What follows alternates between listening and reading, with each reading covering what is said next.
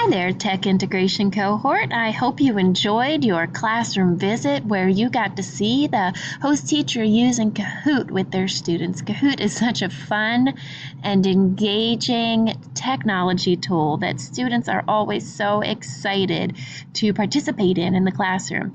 And the great thing about Kahoot is it offers you two different options.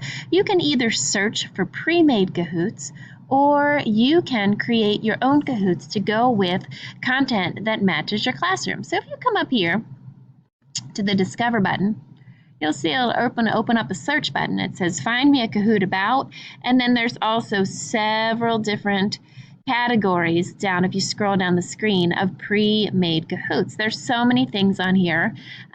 For example, if your students were working on the topic of magnets, you could potentially search for magnets up here, and it will find you, look at this, over 40,000 pre-made Kahoots about magnets. If you select one of them, you can preview it to see if the questions are appropriate, looking down the answers to see if it matches your curricular objectives.